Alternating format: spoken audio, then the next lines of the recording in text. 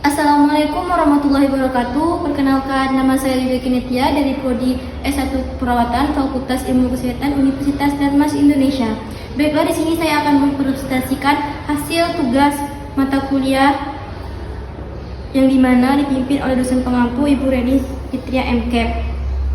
Baiklah, di sini saya akan menjelaskan tentang pneumokoniosis.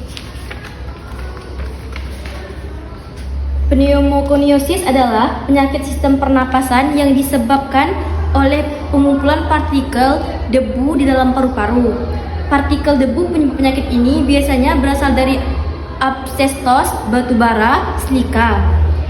Adapun etiologinya, data fragmentasi pneumokoniosis berbasis pada tiap negara di dunia. Data pneumokoniosis di Inggris pada tahun 1990 sampai 1998 menunjukkan sebesar 10%. Adapun patofisiologinya, reaksi paru-paru terhadap debu mineral tergantung pada banyak faktor termasuk ukuran, bentuk dan kelarutan dan reaktivitas partikel. Sebagai contoh, partikel yang lebih besar dari 5 sampai 10 kecil kemungkinan mencapai saluran napas distal, sedangkan partikel yang lebih kecil dari 0,5 cenderung berperilaku seperti gas dan keluar masuk alveolus.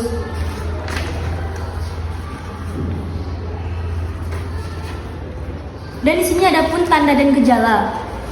Tanda dan gejala penyakit ini biasanya membutuhkan waktu yang cukup lama untuk berkembang sampai menimbulkan gejala pertama. Pasalnya, penumpukan debu di dalamnya paru-paru bisa menemukan waktu bertahun-tahun lamanya. Ini artinya jika seorang menghirup partikel debu di tempat kerja, belum tentu gejala-gejala akan muncul saat itu juga. Apabila pneumokoniosis sudah semakin berkembang, di bawah ini gejala-gejala yang perlu diwaspadai. Yang pertama yaitu ada sesak napas atau napas mendesak, batuk beserta dahak, rasa sesak atau menekan di dada. Gejala pneumokoniosis bisa menyerupai penyakit infeksi pernapasan atau batuk pilek biasa. Namun, gejala yang timbul cenderung bertahan lebih lama dari biasanya. Di sini ada pun pemeriksaan diagnostik. Yang pertama yaitu tanya jawab mengenai gejala, riwayat kesehatan pasien dan keluarga, serta riwayat pekerjaan pasien. Pemeriksaan fisik untuk mencari tanda-tanda penyakit paru, rentgen dada untuk mencari atau tidaknya notudal atau benjolan pada paru, CT scan pada dada, tes fungsi paru untuk mengukur kinerja pasien atau biopsi. Di sini ada pun teman-teman penata laksanaannya, di mana pneumokoniosis tidak akan mengalami regresi, menghilang ataupun berkurang. Progresivitasnya hanya dengan menjauhi panjanan. Pelaksanaan medis umumnya terbatas hanya pengobatan simptomatik. Tidak ada pengobatan yang efektif yang dapat menginduksi regresi kelainan.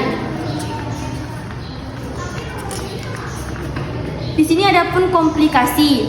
Nah, gagal napas progresif, kanker paru atau tuberkulosis, gagal jantung akibat meningkatnya tekanan di dalam paru-paru dikaitkan dengan peningkatan insiden infeksi mikobakteri. Meskipun mereka kurang umum daripada silikosis, pekerja batubara juga dapat menjadi sindrom atau Kaplan yang menimbulkan hasil radiografis berupa nodul beberapa perifer diameter 0,5 sampai 5 cm. Di sini ada pun diagnosis. Yang pertama yaitu pajanan yang disignifikan dengan debu mineral yang dicurigai dapat menyebabkan pneumokoniosis dan disertai dengan periode laten yang mendukung. Yang kedua yaitu gambar spesifik penyakit, terutama pada kelainan radiologi dapat membantu menentukan jenis pneumokoniosis, gejala dan tanda gangguan respiration serta abnormalitas. Yang ketiga yaitu tidak dapat dibuktikan dan penyakit lain yang menyerupai pneumokoniosis. Pneumokoniosis kemungkinan mirip dengan penyakit interstital paru difusi sebagai kardio. Baiklah, itulah presentasi dari saya. Baiklah, izin bertanya kepada Saudari Yulia. Perkenalkan, nama saya Nurmaliza. Di sini saya akan bertanya tentang mengapa pneumokoniosis. Baiklah, pertanyaan yang sangat bagus. Di sini saya akan menjawab pertanyaan dari Nurmaliza.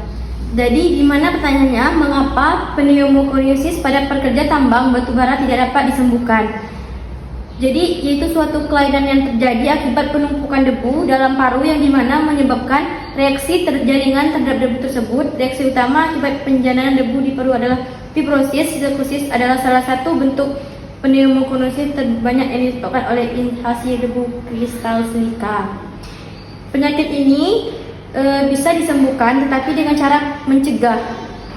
Sekian jawaban dari saya. Wassalamualaikum warahmatullahi wabarakatuh.